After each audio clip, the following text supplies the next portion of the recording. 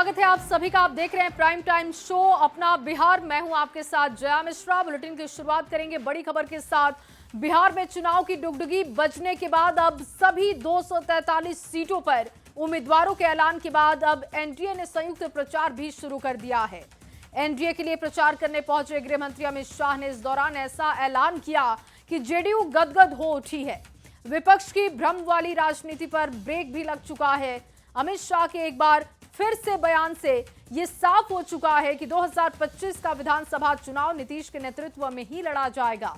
आपको यह खास रिपोर्ट दिखाते हैं।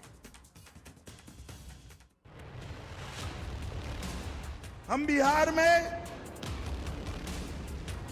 नीतीश कुमार जी के नेतृत्व में लड़ रहे हैं। 25 से 30 मोदी और नीतीश। बिहार चुनाव में ये नारा है सत्ताधारी एनडीए का। पर चुनावी समर में इस सवाल पर सियासत सुलग गई है कि 2025 में मुख्यमंत्री नीतीश कुमार फिर से बिहार के सीएम बनेंगे या नहीं।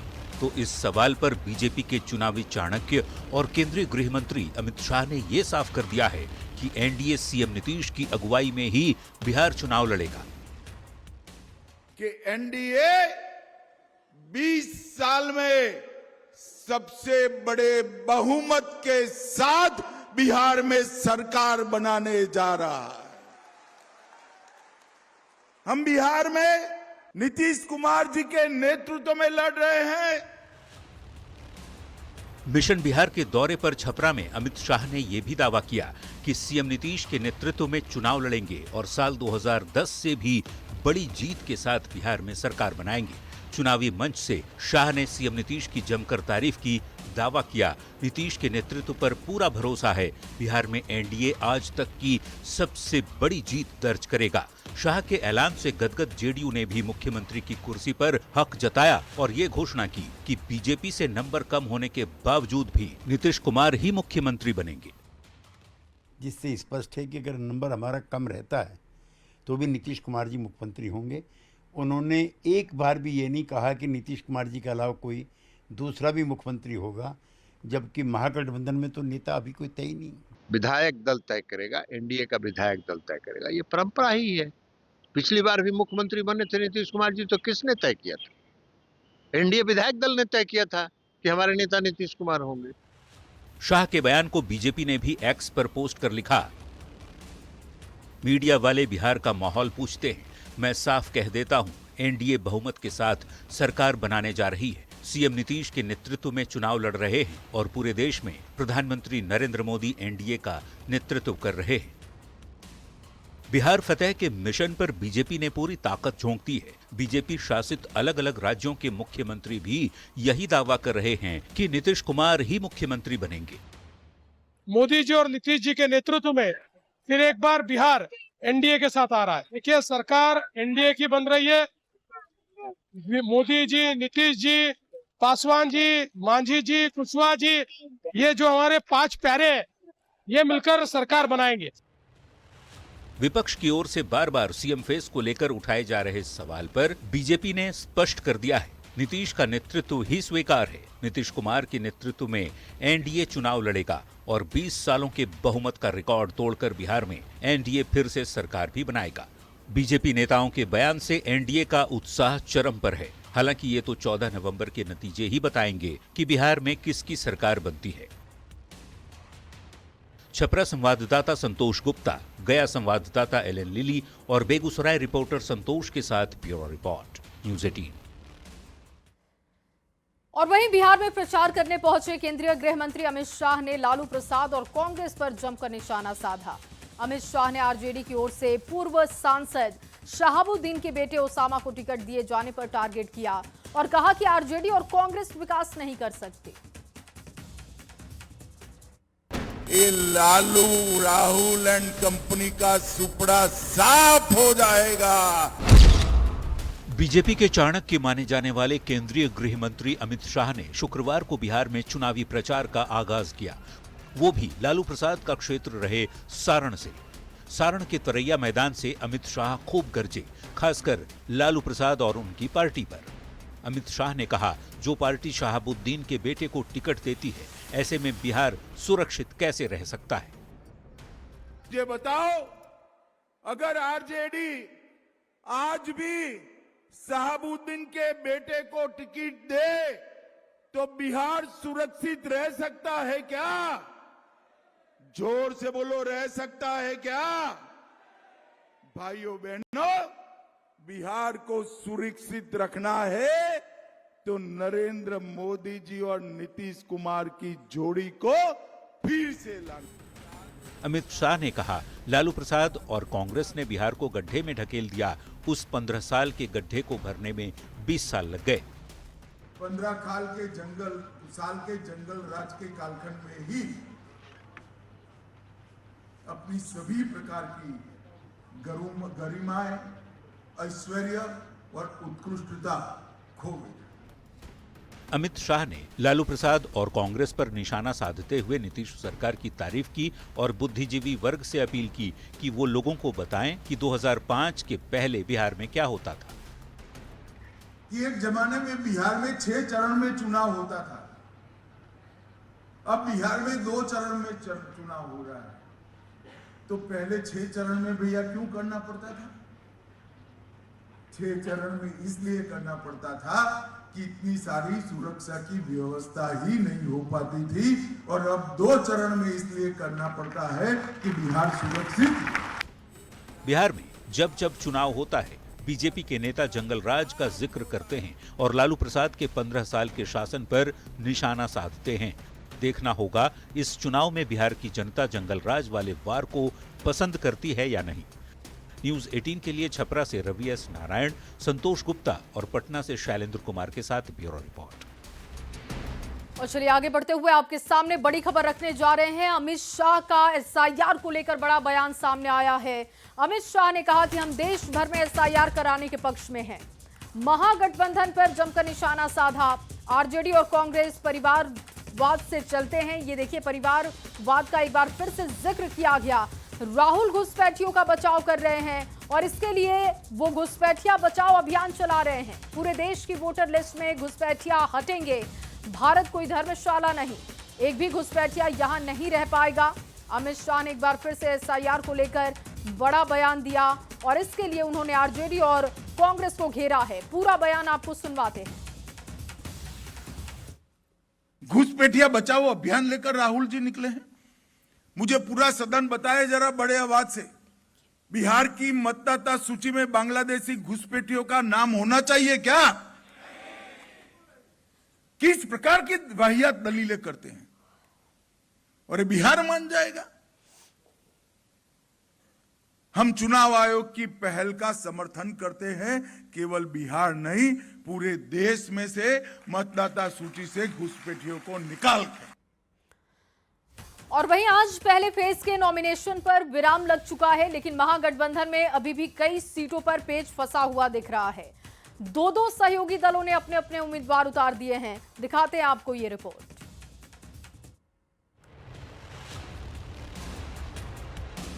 17 अक्टूबर को घड़ी की सुई ने जैसे ही शाम के 5 बजने का इशारा किया, बिहार विधानसभा चुनाव में पहले फेज का नॉमिनेशन थम गया।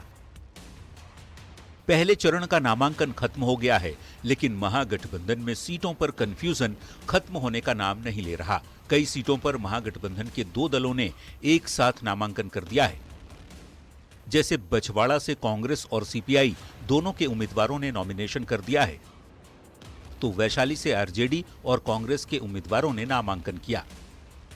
गौड़ा बौराम से आरजेडी और वीआईपी ने पर्चा भरा है। वहीं लालगंज में आरजेडी और कांग्रेस उम्मीदवारों ने नॉमिनेशन किया है। इसके अलावा राजापाकड़ और रोसड़ा सीट से सीपीआई और कांग्रेस के प्रत्याशियों ने नामांकन किया। ऐसे में अगर एक-एक उम्मीदवारों ने नामांकन वापस नहीं लिया तो एक ही सीट पर महागठबंधन के सहयोगी एक दूसरे के खिलाफ ही ताल ठोकते नजर आ सकते हैं। ऐसे में सवाल ये कि आखिर महागठबंधन में सीट का कंफ्यूजन कब खत्म होगा। Bureau report, news 18। और वहीं एनडीए में समय के साथ लगभग सारे कंफ्यूजन खत्म हो गए हैं। उधर महागठबंधन की बात करें, कंफ्यूजन ही कंफ्यूजन दिखाई दे रहा है और अब तक महागठबंधन का चेहरा भी साफ नहीं। घटक दलों में सीटों का बंटवारा नहीं हुआ है। प्रत्याशियों के नाम के ऐलान तो हो रहे हैं, लेकिन कई जगहों पर महागठबंधन के 2-2 प्रत्याशी चुनावी ताल ठोक रहे हैं। ऊपर से मुकेश सहनी ने साफ कर दिया है कि इस बार का विधानसभा चुनाव नहीं लड़ेंगे। उनकी जगह गौड़ा बौराम सीट से उनके भाई संतोष सहनी प्रत्याशी बनाए गए, जबकि आरजेडी ने इस सीट से अफजल अली को टिकट दिया है। और ऐसे में सवाल है कि क्या मुकेश सहनी अभी भी तेजस्वी और कांग्रेस से नाराज है? देखते हैं ये रिपोर्ट। कहीं से चुनाव लड़ेगा कि नहीं? नहीं, इस बार चुनाव नहीं लड़ना है और हमारा उद्देश्य है कि बिहार में हमारी सरकार बने।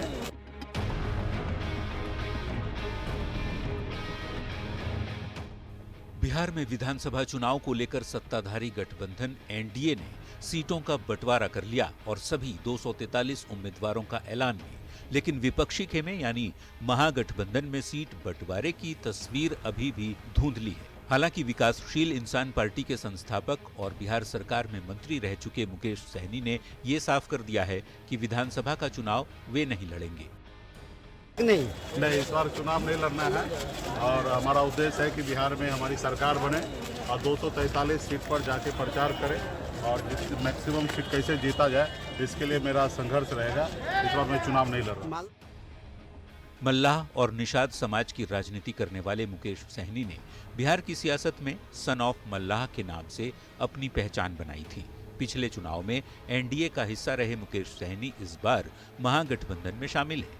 चुनाव की तारीखों के ऐलान के बाद से ही सहनी लगातार कांग्रेस और आरजेडी नेताओं के साथ सीट बंटवारे में 60 सीटों पर सहमति बनाने की कोशिश कर रहे थे, लेकिन बात बन नहीं पाई। अंत तक रूठे सहनी को आरजेडी ने मनाने की कोशिश की और वीआईपी के सामने 15 सीटों की पेशकश रखी।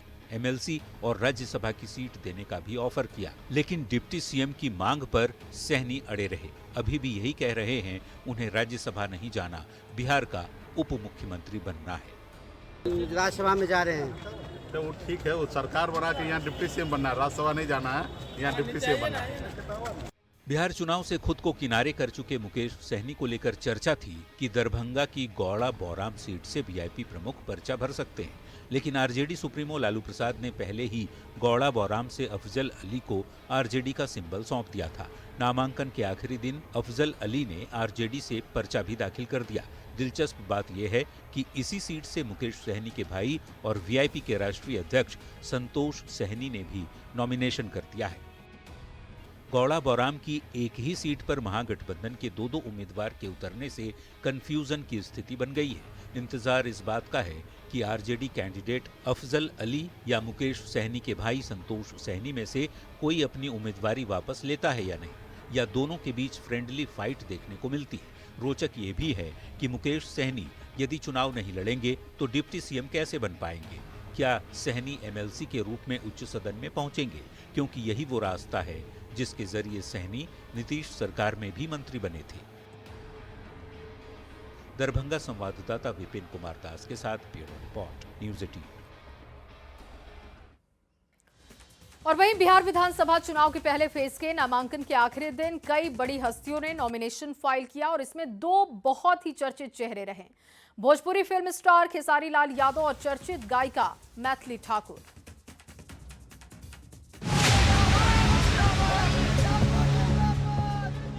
बिहार पूरी तरह से चुनावी मोड में है और बिहार के लोग चुनावी मूड में। शुक्रवार यानी 17 अक्टूबर को पहले फेज के नॉमिनेशन का आखिरी दिन रहा।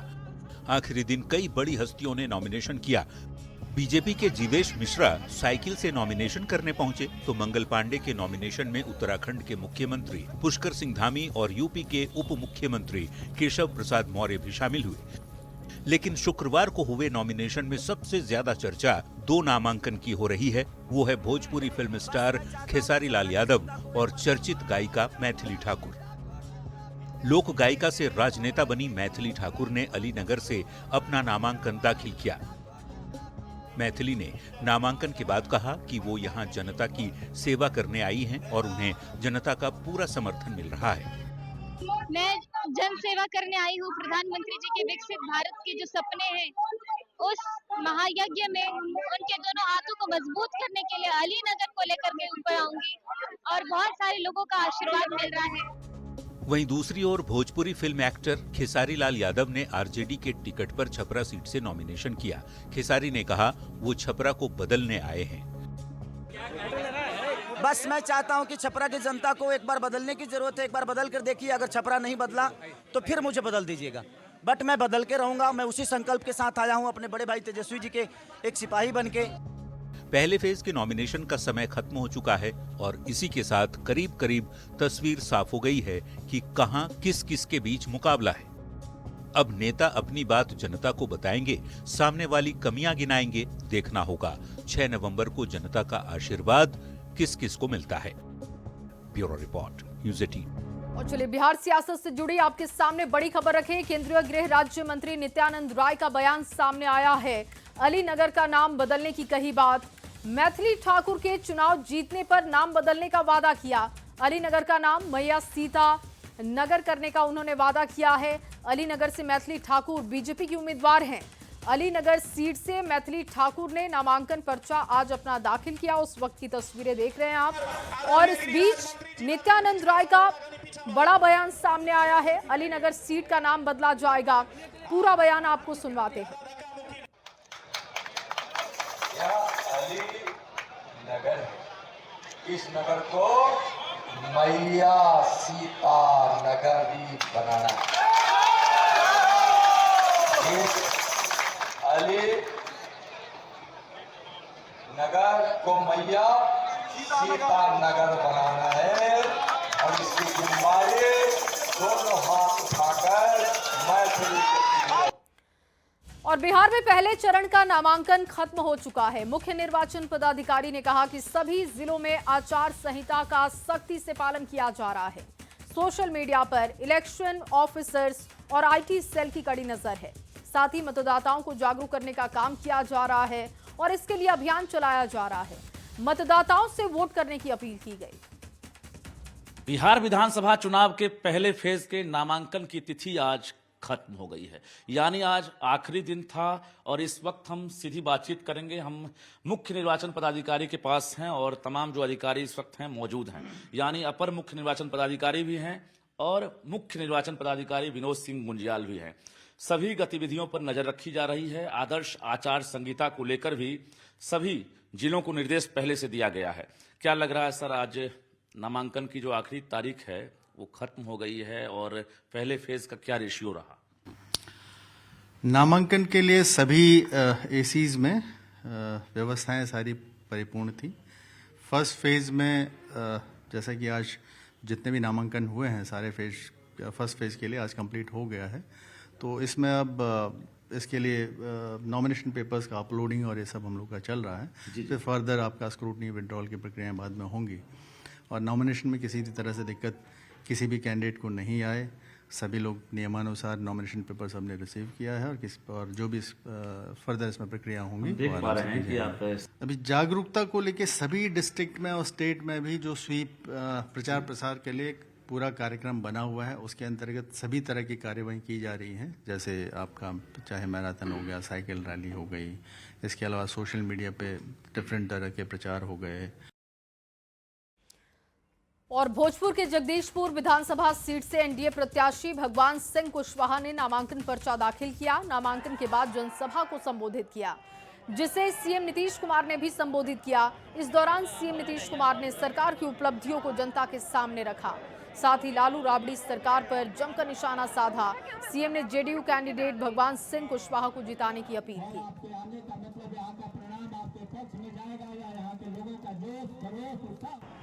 आपको याद होगा भोजपुर के पहला जो क्या था, इन लोग का जो था 2005 के पूर्व बड़े पैमाने पर अपराध होते थे और झगड़ा झंझट होता था। अब पहले की सरकार ने कुछ नहीं किया था, तो हम ही लोगों ने सारा काम यहाँ पर बिहार में करवाया।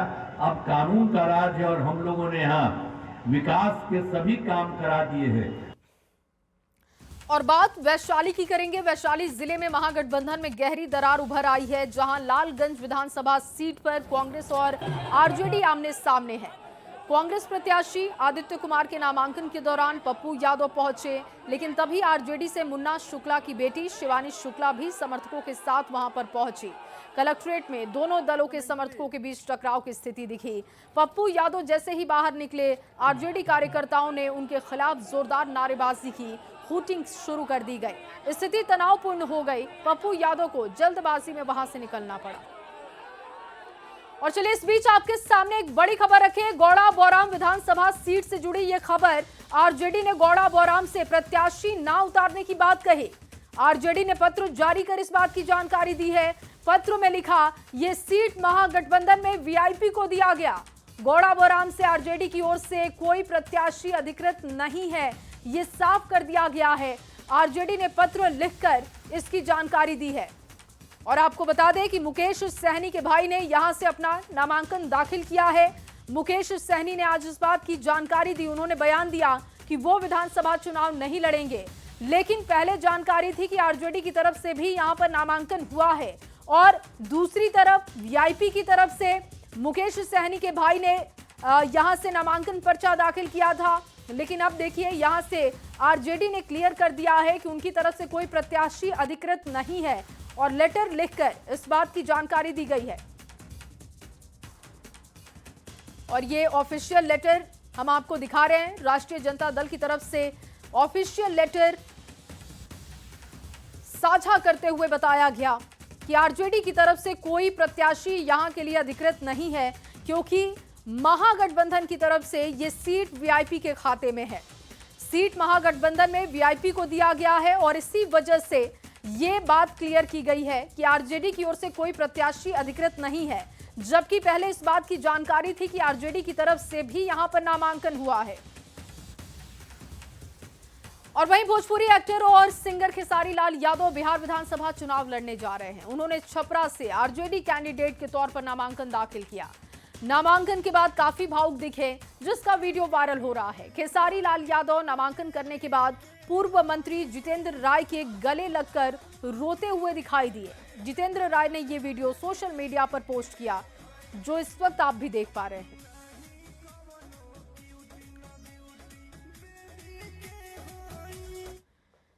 और वहीं महाराष्ट्र के सीएम देवेंद्र फडणवीस ने कहा कि बिहार में एनडीए पूरी तरीके से एकजुट है। साथ ही बिहार विधानसभा चुनाव में जीत का दावा किया। महागठबंधन पर भी जमकर बरसे, सुनते हैं। ये जो हमारा एनडीए है, चिराग पासवान जी है, मांझी जी है, उपेंद्र कुशवाहा जी है, ये सब मिलकर एक बहुत अच्छी जीत बिहार में दर्ज करेंगे, ऐसा मुझे विश्वास है। आप सभी लोग जानते हो कि ये महाठगबंधन है। जनता को भी ठगता है, अपने पार्टनर्स को भी ठगता है और एक दूसरे को ठगने का काम चल रहा है। ये कुछ भी कर ले, ऊपर से कितना भी दिखाए, तब भी अंदर से ये एक नहीं हो सकते, क्योंकि सारे के सारे केवल सत्ता के लालची हैं। इनको बिहार से कोई लेन देन नहीं है, इनको केवल सत्ता से लेन देन है। और वहीं बीजेपी के वरिष्ठ नेता मुख्तार अब्बास नकवी ने महागठबंधन में शामिल दलों पर स्वार्थ की राजनीति करने का आरोप लगा दिया। साथ ही घुसपैठियों को लेकर कहा कि जो बाहरी है उन्हें बाहर जाना होगा। बात करते हैं बीजेपी के वरिष्ठ नेता मुख्तार अब्बास नकवी से। नकवी जी, बिहार में जो इंडिया गठबंधन है उसमें कई ऐसी सीटें हैं जहां पर दो दल एक साथ चुनाव मैदान में उतर रहे हैं, एक ही सीट पर दो दल। ये क्या हो रहा है? फ्रेंडली फाइट हो रहा है वहां पर? ये जो गठबंधन है, इस गठबंधन की एक प्रॉब्लम है कि इसमें तो खानदान अनेक हैं, ख्वाहिशें एक हैं, और हर खानदान का जो छत्रप है वो शीर्ष पद पर और शीर्ष सिंहासन पर पहुंचना चाहता है। गृह मंत्री अमित शाह ने घुसपैठिए का मुद्दा एक बार फिर से उठाया है बिहार में। आपको लगता है कि ये बड़ा मुद्दा बनाने जा रही है बीजेपी? वैध जो मतदाता हैं उनकी सुरक्षा हमारा संकल्प है, जो अवैध मतदाता हैं उनकी समीक्षा और उनकी सफाई जो है वो संकल्प के साथ जो है वो पार्टी चुनाव के मैदान में। बहुत बहुत धन्यवाद। तो ये थे मुख्तार अब्बास नकवी। कैमरामैन अप्पू पाठक के साथ अमितेश सिंह, न्यूज 18 दिल्ली। और अगली खबर सीतामढ़ी से, जहां सीतामढ़ी में विधानसभा चुनाव को लेकर आज एनडीए के 6 प्रत्याशियों ने अपना नामांकन पत्र दाखिल किया। इस मौके पर राजस्थान के मुख्यमंत्री भजन लाल शर्मा, केंद्रीय मंत्री प्रहलाद जोशी ने सीतामढ़ी के डुमरा हवाई फील्ड में एक विशाल जनसभा को संबोधित किया। जनसभा के दौरान दोनों नेताओं ने महागठबंधन को टारगेट किया। लालू यादव और तेजस्वी यादव पर तीखे हमले हुए। और मैं इस बात को कह सकता हूं कि यहाँ एनडीए को बहुत बड़े बहुमत के साथ यहाँ की सरकार बनने वाली है, क्योंकि बिहार की जनता ने पहले यहाँ जंगल राज किया और वो जंगल राज जिस तरह का था आप सबने भी देखा है। उस जंगल राज से मुक्ति मिली है।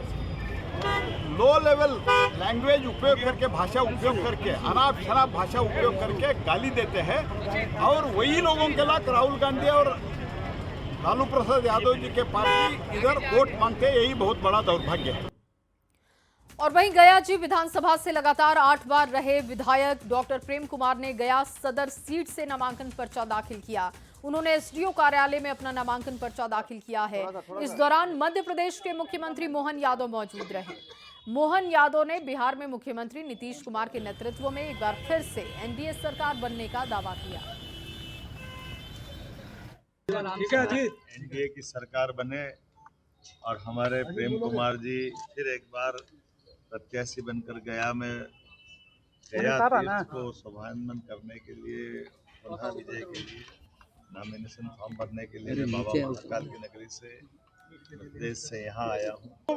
नामांकन करने का मौका मिला है और मैं लगातार यहाँ के लोग हमारे जो गया जी के वासी हैं जाकर के उनका लगातार आशीर्वाद मिलता रहा है और आगे भी मुझे उम्मीद है जाकर के उनकी मैं सेवा करता रहा हूँ, आगे भी सेवा करूँगा जाकर के। और बिहार में एनडीए के पक्ष में लहर चल रहा है जाकर के है और आने वाले चुनाव में निश्चित तौर पर बिहार में फिर से एक बार एनडीए की सरकार बनने जा रही है। और वहीं सीवान सदर विधानसभा क्षेत्र से बीजेपी के उम्मीदवार मंगल पांडे ने भी अपना पर्चा दाखिल किया और इसके बाद मंगल पांडे ने कलेक्ट्रेट में आशीर्वाद और रोड शो किया। इस रोड शो में उत्तराखंड के मुख्यमंत्री पुष्कर सिंह धामी, उत्तर प्रदेश के उप मुख्यमंत्री केशव प्रसाद मौर्य शामिल हुए। सभी नेताओं ने पूरे सीवान शहर में घूम घूम कर लोगों से वोट की अपील की। कार्यकर्ताओं और जनता ने ढोल नगाड़े गाजे बाजे के साथ जोरदार स्वागत किया। मोदी, नीतीश और एनडीए के समर्थन में नारेबाजी हुई। और चलिए इन्हीं तमाम खबरों के साथ अपना बिहार में बस इतना ही। आगे देखते हैं जोहार झारखंड।